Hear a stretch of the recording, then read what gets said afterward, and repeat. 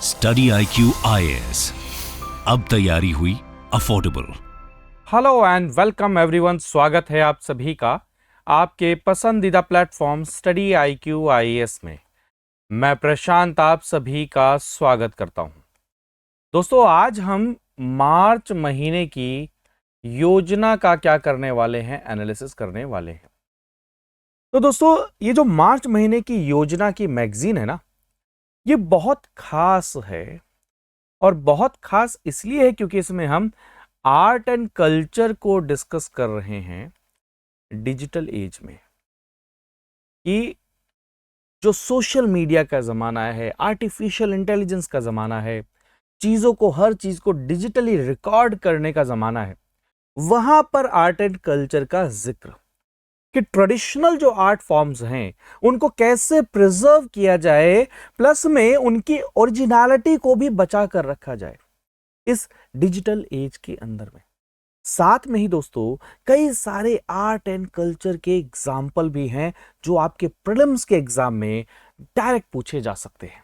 तो चलें आगे बढ़ते हैं। और आगे बढ़ने से पहले दोस्तों, अगर आप सभी यूपीएससी की तैयारी कर रहे हैं और आप सभी को एक ऐसे फाउंडेशन कोर्स की जरूरत है जहां पर आपको बिल्कुल बेसिक से एडवांस लेवल तक क्या किया जाए, पढ़ाया जाए, तो आप सभी ये जो हमारा P2I बैच है, प्रीलिम्स टू इंटरव्यू बैच, इसको जरूर ज्वाइन करिए। क्योंकि ये बैच ना सिर्फ आपको क्लासेस प्रोवाइड कराएगा, बल्कि साथ में ही दोस्तों इसमें आपको डेली करंट अफेयर की क्लासेस मिलेंगी, जिसको हम कैप बोलते हैं। साथ में ही दोस्तों यहाँ पर आपको प्रीलिम्स और मेंस दोनों की टेस्ट सीरीज मिलेगी। साथ में ही यहाँ पर आपको बहुत इंपॉर्टेंट क्या है, 1-to-1 मेंटरशिप, जिसमें आपको क्या है, पर्सनल गाइडेंस मिलेगी, ग्रुप गाइडेंस मिलेगी, बहुत सारी चीजें हैं। प्रीलिम्स का क्रैश कोर्स है, मेंस का क्रैश कोर्स है, ये सब चीजें आपको इस बैच में मिलेंगी। तो आपको देर नहीं करनी चाहिए, आपको इस P2I बैच को ज्वाइन करना चाहिए इमीडिएटली, क्योंकि 26 अप्रैल से हमारी क्लासेस अभी शुरू हुई है। सुबह 8 बजे इसकी क्लासेस होंगी। बहुत ही शानदार ये बैच है, बहुत ही शानदार अपॉर्चुनिटी है। और ये बुक्स के साथ भी आपको अलग से कोई बुक भी परचेज करने की जरूरत नहीं है, तो आप इसको ज्वाइन कर सकते हैं। और ज्वाइन करना है तो PRT लाइव कोड ही आपको यूज करना है। इस सेशन की PDF माय डियर फ्रेंड्स आपको इस टेलीग्राम चैनल पर मिलेगी, यूपीएससी विद प्रशांत। साथ में ही दोस्तों, आप सभी जानते हैं कि मेरा द हिंदू न्यूज़पेपर का जो सेशन होता है, उनकी भी PDF, PPTs, even the Hindu newspaper, Indian express की भी PDF, ये सब चीज़ें आपको इसी टेलीग्राम चैनल पर मिलेंगी दोस्तों। ये मेरा सोशल मीडिया हैंडल है, आप मेरे साथ कोई इशू होने पर कनेक्ट कर सकते हैं। तो traditional art forms in digital age, चीज़ें बदल रही हैं धीरे धीरे। सोशल मीडिया का जमाना आ रहा है, हर चीज को डिजिटली कैप्चर करने का, स्टोर करने का जमाना आ रहा है। बट आर्ट दोस्तों अभी का नहीं है। जब से ह्यूमन की हम कल्पना करते हैं, हम इमेजिनेशन करते हैं, तब से ही हमें नजर आता है कि art in any form is a manifestation of human brain potential for creation. इंसान कितना क्रिएटिव सोच सकता है, वो हमें आर्ट में देखने को मिलता है। और दोस्तों, नेशन हमारा जो है भारत, वहां पर हमेशा से स्ट्रॉन्ग कल्चर और आर्टिस्टिक हिस्ट्री रही है।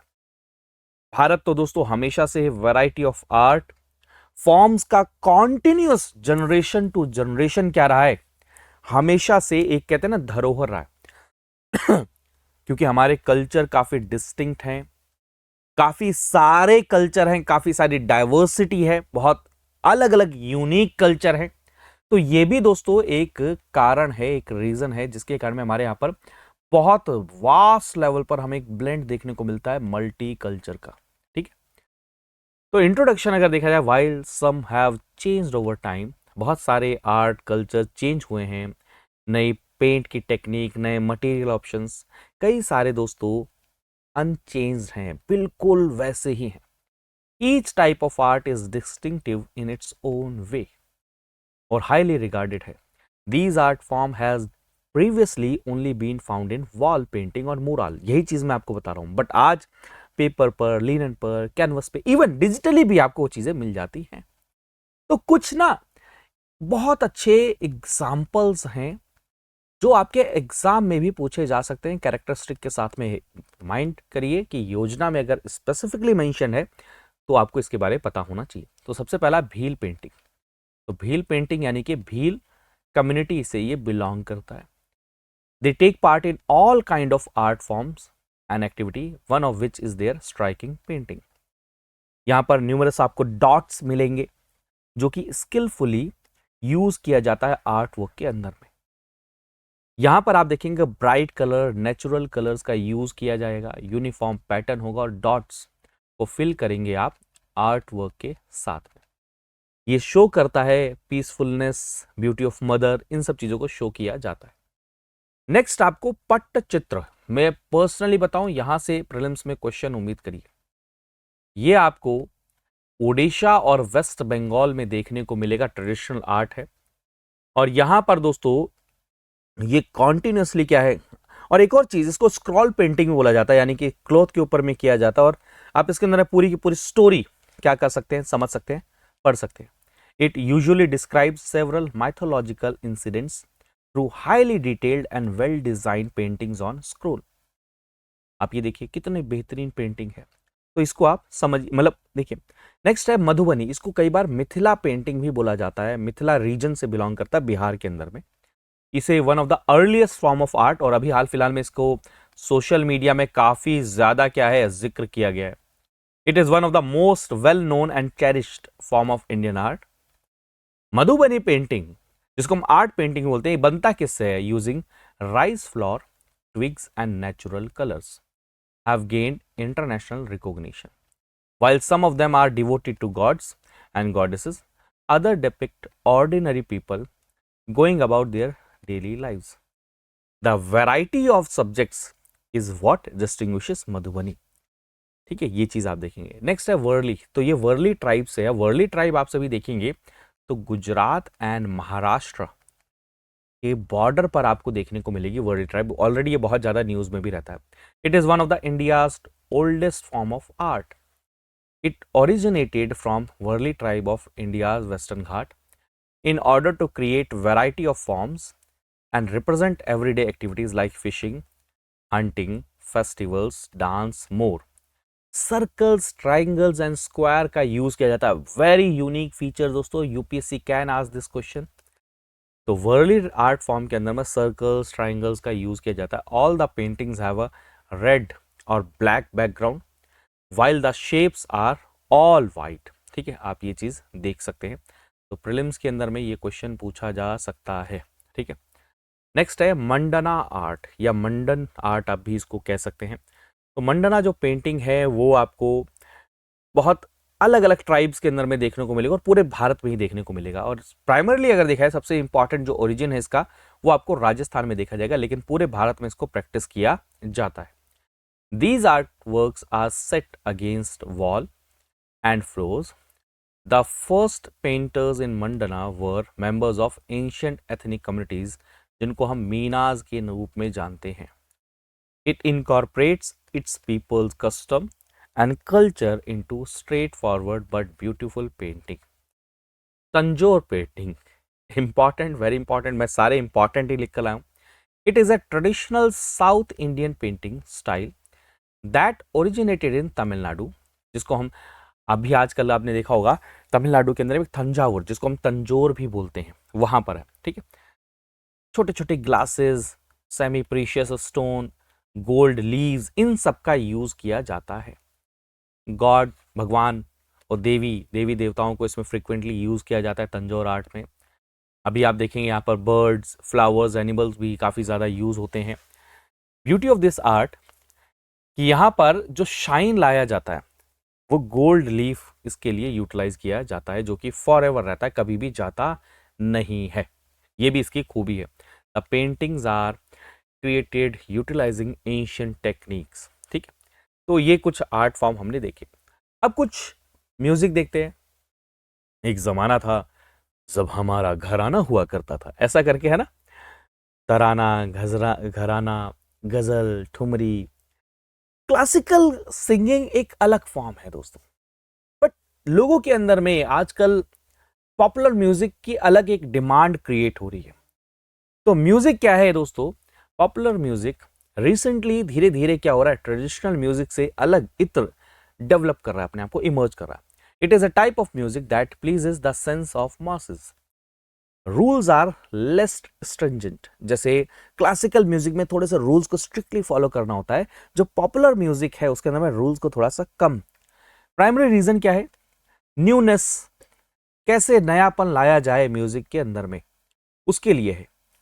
Popular music gives importance to words along with the tune. It is pleasing and entertaining. ठीक है, ये चीज आप समझ सकते हैं। अब कुछ एग्जाम्पल हैं, जैसे नया संगीत। तो popular music is diverse. It has many forms under its umbrella, like classical music, film music, band music, भाव संगीत, अभंग, भजन, भक्ति गीत। अब जैसे जैसे मोनार्की एंड होगी, यानी कि राजा प्रजा वाला सिस्टम खत्म हुआ, तो पहले का जमाना था कि जो क्लासिकल म्यूजिक और म्यूजिशियन थे उनको अपने अंदर में रखकर पूरा का पूरा उनको पैसा, सब कुछ सप्लाई, सब चीजें दी जाती थी राजा के द्वारा। लेकिन अभी अगर देखा जाए तो ये एंड होने के बाद में जो पैट्रोनेज मिलता था वो अब नहीं मिलता। Both music and musician became entirely dependent on people for its sustains. और यही एक कारण है कि वो एक नए म्यूजिक की तरफ जाने लगे, जिससे क्या है, लोग एंटरटेन हो, जिससे उनको it's dependency on people resulted in A change in the format of music so as to appeal to the masses. A full-fledged khayal presentation was capsulated into short composition for appreciation and entertainment. समझ रहे हैं ना कि कैसे time के साथ change हो रहा है। These composition were presented as a part of theater and therefore called theater music. है ना, ये भी चीज आपको पता है। तो नया संगीत, थिएटर म्यूजिक was called नाट्य संगीत। नाट्य मीन्स नाटक भी है इसके अंदर में, और साथ में क्या है, गाना भी है। और सॉन्ग्स जो हैं खाली के, उनको क्या बोलते हैं, नाट्य गीत। And the theatre form of these songs were called Sangeet Natak. Note करते रहिए। Due to the novel ornaments tune rich, इसलिए कि देखेंगे कि जो नाट्य संगीत है कॉन्टिन्यूसली पॉपुलर हो रहा है। अब भाई संगीत की बात हो तो बॉलीवुड के म्यूजिक की कैसे भूला जा सकता है। आजकल तो और भी चीज़ें एडवांस हो रही है, एनहांस हो रही हैं। तो 1980s के डिकेड के अंदर में साउंड टेक्नोलॉजी में बूम आता है, फिल्म इंडस्ट्री में बूम आता है, आर डी बर्मन साहब, फिर उसके बाद में ए आर रहमान साहब का कंट्रीब्यूशन फिल्म और म्यूजिक इंडस्ट्री में। सिंगल ट्रैक रिकॉर्डिंग होने लग गई, ठीक है, जिससे साउंड की रिकॉर्डिंग को मल्टी ट्रैक रिकॉर्डिंग से शिफ्ट किया। ठीक है, ये चीज़ आप देख सकते हैं। Film music single track recording depended largely on talented musicians, singers and arrangers. These factors play key role in making popular music. ठीक है, फिर ये म्यूजिक पहले एक एल्बम का जमाना हुआ करता था, फिर म्यूजिक को क्या किया गया, मूवीज के साथ में इंटीग्रेट करना शुरू किया गया। ठीक, ऐसी दोस्तों कुछ रीजनल पॉपुलर म्यूजिक भी हैं, जैसे भाव संगीत, भावगीत are sung in all the regional languages. They are also called light music. Voice application in this form of music is seldom full throated, ज़्यादा इसमें चीज़ों का ध्यान नहीं देना होता। Popular music being lighter form of music can be more appreciated by masses. तो the time duration per piece is limited to few minutes, जिससे audience क्या है, attracted रहे। All these form of music are like jewels which make the entire world of music massive, diverse and rich. ठीक, अब कुछ एक चलते चलते देखते हैं, जैसे नाट्य संगीत, known to be a theatrical music or dramatic music. It is a popular form of Indian classical music sung in musical play. भाव संगीत, ये लाइट म्यूजिक है जहाँ पर मेलोडी, लिरिक्स और भाव के ऊपर में ज़्यादा फोकस दिया जाता है। Abhang, popular kind of light classical music है। The text are often written by sant, timeless message होता है इसके अंदर में, तो ये भी आप देख सकते हैं। भजन, डिवोशनल, जो देवी देवताओं के लिए गाने वाले, प्रेज करने वाले। भक्ति गीत, डिवोशनल। नाट्य गीत, पॉपुलर सेमी क्लासिकल सॉन्ग्स जो म्यूजिकल प्ले के साथ में रहता है। संगीत नाटक, ठीक है, musical play with semi classical song. गंधर्व थेका, ये भी चीज़ आप देख सकते हैं। Rhythmic cycle played on tabla which is meant specially for theatrical music. संगीत स्वयंवर, first musical play by Vishnudas Bhave. Films के अंदर में ये क्वेश्चन पूछा जा सकता है। ठीक है, बंदिशेस। तो जो इंडियन क्लासिकल म्यूजिक है ना, उसमें रिदम और वर्ड्स को तो बंदिश। कबीर जी 15th सेंचुरी के अंदर वेल नोन संत है, जिन्होंने बहुत सारे दोहे, बहुत सारे भजन कीर्तन, भावगीत, अभी जस्ट बताया, light music which emphasise on bhav, feelings. ठीक है, अब फोक आर्ट को आप री इमेजिन करिए मॉडर्न एरा में, मॉडर्न टेक्निक के साथ में, उस कॉन्टेक्स्ट में। अब आप इंटीग्रेट कर रहे हैं, जैसे फोक डांस, आप कलबेलिया डांस फॉर्म देखिए, गरबा देखिए, ये सब क्या है, फोक आर्ट है। और इनको आप क्या कर रहे हैं, स्मार्ट टेक्नोलॉजीज के साथ में इंटीग्रेट कर रहे हैं, जिससे ये और बड़ी ऑडियंस तक पहुंच सके डिजिटल डिसेमिनेशन के थ्रू। जैसे फॉर एग्जांपल साउथ अफ्रीका के अंदर में कोई रील चला रहे हैं, सोशल मीडिया देख रहे हैं, तो यहाँ के गरबा को देख रहे हैं, अप्रिशिएट कर रहे हैं। आपने आजकल देखा होगा रील का कितना ज्यादा चल रहा है। तो ये एक बहुत बड़ा एक फैक्टर है जो क्या कर रहा है, जियोग्राफिकल और जो आपकी कल्चरल जो बाउंड्रीज उसको ब्रेक कर रहा है। लेकिन एक इसके अंदर में चैलेंज है, ये आर्ट फॉर्म अपनी ओरिजिनल फॉर्म को रिटेन करे, कल्चरल जो सिग्निफिकेंस है उसको भी रिटेन करे। नो डाउट ये अडॉप्ट करे, फ्लरिश करे, लेकिन साथ में जो इसका ओरिजिनलिटी है उसको क्या करना है, हमें स्टोर करके रखना है, उसको हमें क्या करना है, खोने नहीं देना। तो folk art forms are deeply rooted in cultural specifics of communities and serve as medium for preserving unique custom. These art forms play a crucial role in shaping the cultural identity of communities and geographical regions. They serve as means for articulating collective consciousness. आप जानते ही हैं folk art जो है सिर्फ और सिर्फ एक मनोरंजन का साधन नहीं है, बल्कि वो कल्चर, हिस्ट्री, सब चीजों को दर्शाता है। Unlike classical art form, folk art exhibit a dynamic and adaptable nature, जो कि कहना में जो कंटेम्प्रेरी जो इन्फ्लुएंस है उसके साथ में चलता रहता है। The process of globalization has facilitated cross cultural influence on them. Folk traditions are gradually shifting from their roots और the cultural context in which they have primarily originated. हर एक फोक आर्ट का एक रीजन है, एक क्षेत्र है और एक कारण है ना, दोनों चीजें हैं, और एक इवेंट होता है, लेकिन वो धीरे धीरे चेंज हो रहा है। Live physical performances have long been integral to artistic experience. Rich layer of connection establish हो रहा है आर्टिस्ट और ऑडियंस के बीच में। अब जैसे जैसे टेक्नोलॉजी आ रही है, एडवांस हो रही है, वैसे वैसे कंसर्न वही कि ट्रेडिशनल जो मास्टर्स हैं, वो सबसे बड़ा कंसर्न उनको ये है कि क्या जो परफॉर्मेंस है वर्चुअल मीडियम के थ्रू, क्या जो सही में जो मैसेज है वो कन्वे करना है वो पहुंचा पाएगा, वो एक्सप्रेशन को पहुंचा पाएगा जो फिजिकली आप फील करते हैं, जो फिजिकली आपको महसूस होता है। In modern era folk art और music are shifting to digital realm. This provides an opportunity for these arts to preserve their culture. अब भाई ये चीज मैं बार बार आपको, डिजिटली चीजों को प्रिजर्व करना बहुत ज्यादा आसान है, ब्रॉडर ऑडियंस तक पहुंच सकता है, particularly among younger generation. But वही चीज है कि उसको प्रिजर्व करना है, किसको, प्योरिटी को, ऑथेंटिसिटी को ऑफ फोक आर्ट। ठीक है, ये चीज समझ रहे हैं इस चीज के अंदर। While technology is offering unprecedented opportunities for innovation and dissemination, it is also poses a risk of reducing art to mere computational algorithm. एक और इशू है कि ये भी हो सकता है कि एल्गोरिदम बायस्ड हमें देखने को मिले, कि कुछ एल्गोरिदम कुछ सर्टेन आर्ट को प्रमोट करें, कुछ रीजन के आर्ट को प्रमोट करें और कुछ को ना करें। यह भी एक बहुत बड़ा इशू हो सकता है। तो traditional folk art carries layers of history, symbolism, cultural significance within it. सिर्फ वो मनोरंजन का साधन नहीं है, वो इसके साथ में हिस्ट्री है, सिंबलिज्म है, कल्चरल सिग्निफिकेंस है। सच element may not easily translate into binary language of computer or the virtual species of digital realm. It is essential to approach the digitization, folk art and sensitivity. ठीक है, ये चीज आप सीख सकते हैं। और कंक्लूजन क्या होगा, we need to ensure that the digital adaptation remain true to the cultural roots and heritage by striking a well thought out balance between innovation and preservation. We can ensure the folk art form thrive in digital age without sacrificing their essence. यानी कि जो reality है, जो originality है, वो चीज़ नहीं खोनी चाहिए डिजिटल प्रेजेंस के साथ में दोस्तों।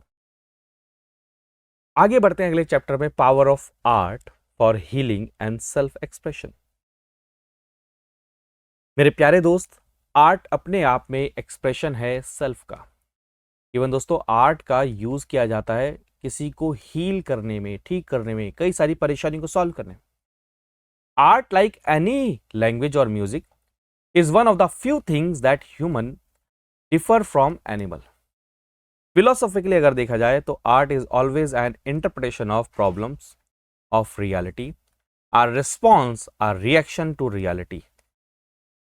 बहुत अच्छा है, ये चीज आप समझ सकते हैं। It's a criticism, it's a praise और correction of reality.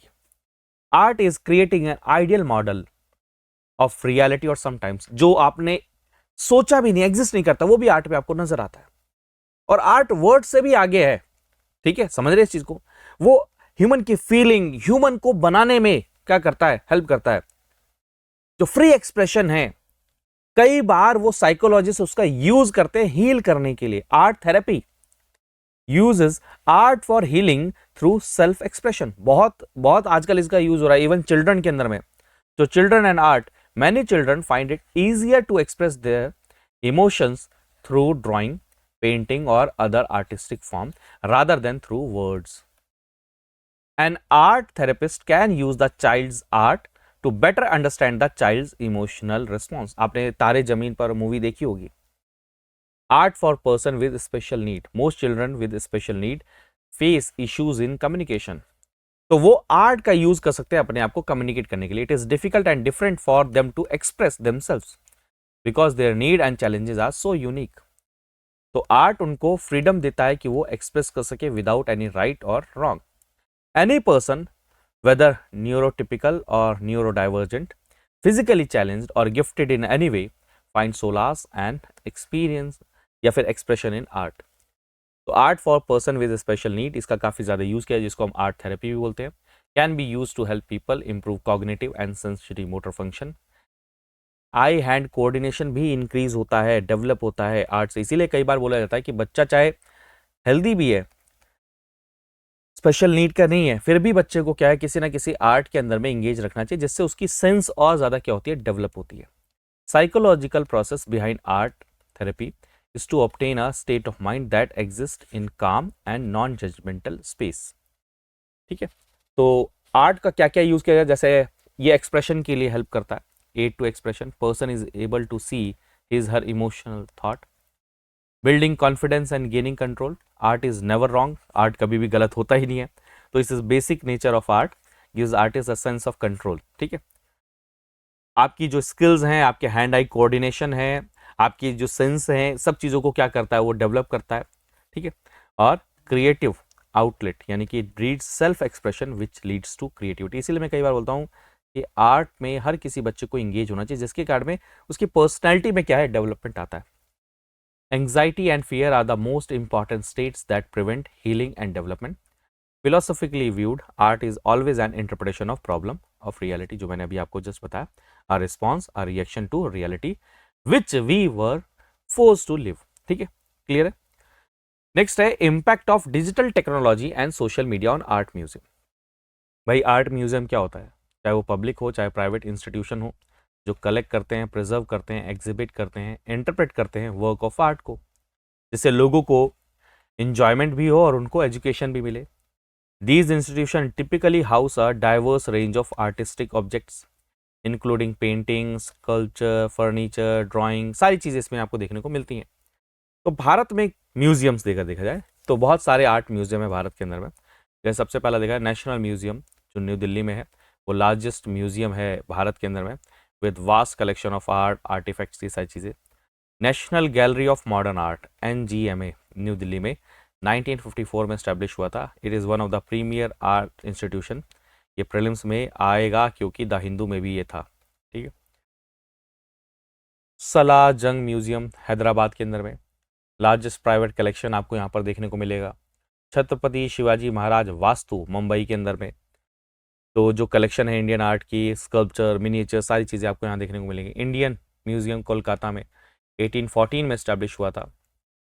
Government museum and art gallery Chandigarh में आपको देखने को मिलेगा, जहाँ पर गंधारा स्कल्पचर, ये सारी चीज़ें आपको देखने को मिलेंगी। जहांगीर आर्ट मुंबई में 1952 में इस्टेब्लिश हुआ था, one of the most prominent art galleries इन मुंबई।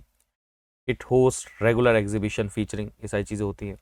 अब म्यूजियम एंड सोशल मीडिया का क्या रिलेशन है भाई, क्योंकि डिजिटल टेक्नोलॉजी की बात करें तो सोशल मीडिया प्लेटफॉर्म इस समय म्यूजियम्स को पावरफुल टूल ऑफर कर रहे हैं, जहां पर वो ऑडियंस के साथ में कनेक्ट कर सकते हैं और एंगेज कर सकते हैं न्यू वेज में। जैसे उनकी रीच और विजिबिलिटी इंक्रीज होगी, एंगेजमेंट इंक्रीज होगा, ठीक है। Educational content, behind the scenes glimpse, ये सारी चीज़ें करी जा सकती हैं। Community build, museums can create online community through social media. Promotion of events सबसे वाइटल टूल है कि भाई आप ज़्यादा से ज़्यादा ऑडियंस को क्या कर सकते हैं, अटेंडेंस को गैदर कर सकते हैं। Competition, social media is crowded space, ये चैलेंज है दोस्तों। Museums need to stand out effectively, वरना कई बार वो खो जाते हैं। Content creation, creating engaging and relevant content, ये अपने आप में बहुत ज़्यादा चैलेंजिंग होता है। Access to museum, museum need to ensure their social media presence is accessible to diverse audience. तो ये कुछ चैलेंजेस हैं, ठीक है। कितना इफेक्टिव होगा वर्चुअल प्रेजेंस, ये सारी की सारी चीज़ें इसके अंदर में चैलेंजेस हमें नजर आती है। Social media influencers, collaboration with relevant influencer can broaden reach.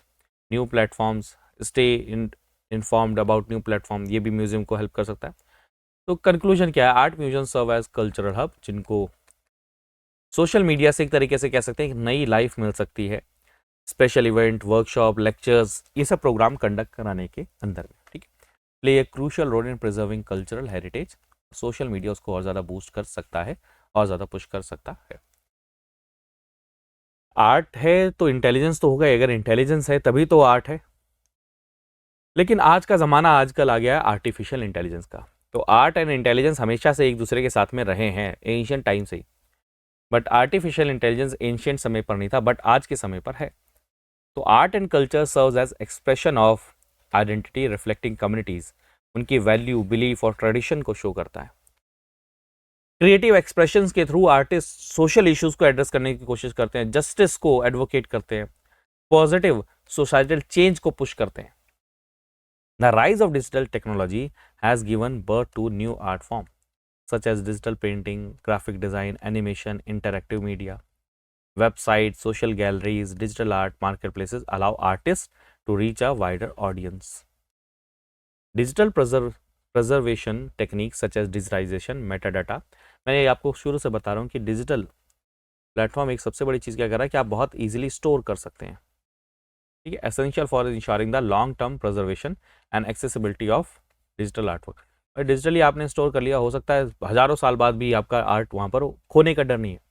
Digital art creation requires proficiency in digital tools and software, which may pose barrier for artists. कई सारे आर्टिस्ट के पास में इतनी हाई ट्रेनिंग, इतनी हाई रिसोर्सेज नहीं होते हैं, तो डिजिटल टूल का एक्सेस कई बार लिमिटेड रहता है। वन ऑफ द, अब क्या है, from art with intelligence to artificial, एक कंसर्न है data privacy, collecting and storing personal information, conducting financial transaction, sharing creative content online. यहाँ पर सबसे बड़ा रिस्क है साइबर सिक्योरिटी का। Combination of art and digital technology has led to creation of new, और digital art जिसको बोला जाता है, नई टेक्नोलॉजी। और डिजिटल आर्ट सिर्फ और सिर्फ पेंटिंग तक नहीं है, ग्राफिक डिज़ाइन भी है, इंस्टॉलेशन भी है, एनिमेशन भी है, ये सब कुछ है। The use of digital technologies can be seen in the following, जैसे विजुअल आर्ट में, पेंटिंग्स में, स्कल्पचर, परफॉर्मिंग आर्ट, डांस। आजकल तो आपने देखा होगा कि आर्टिफिशियल इंटेलिजेंस का यूज़ करके पुरानी इमेजेस को क्या किया जाए, नया बनाया जाए, डिस्क्रिप्शन के बेसिस पर इमेजेस को क्रिएट किया जाए। So digital platforms have given people open access to art and culture, allowing them to participate from anywhere in the world with ease of their fingertips. The digital era has helped create new art and culture expression forms, making them accessible worldwide. Still, it is also comes handy in with privacy, digital rights and infringement issues. तो ये बड़ा ही मेरे को मज़ेदार topic ये लगा, art and culture और digital era. कुछ इंपॉर्टेंट फैक्ट भी देखे और कुछ हमने इंटरेस्टिंग ऐसे ही कि क्या क्या चैलेंजेस हो सकते हैं और नई टेक्नोलॉजी ने कैसे आर्ट एंड कल्चर के नई अपॉर्चुनिटीज़ को भी ओपन कर दिया है। तो दोस्तों आगे बढ़ने से पहले ये बहुत ही बेहतरीन एक अपॉर्चुनिटी आप सभी के लिए, आप इस P2I बैच को ज्वाइन कर सकते हैं PRT लाइव कोड यूज़ करके। तो ये सोशल मीडिया हैंडल है, ये टेलीग्राम चैनल है, आपको यहाँ पर इसकी PPT मिल जाएगी। थैंक यू सो मच, अपना ध्यान रखिए, मुस्कुराते रहिए, पढ़ते रहिए, मिलते हैं अगले सेशन में। बाय बाय, टेक केयर दोस्तों, जय हिंद। स्टडी IQ IAS, अब तैयारी हुई अफोर्डेबल।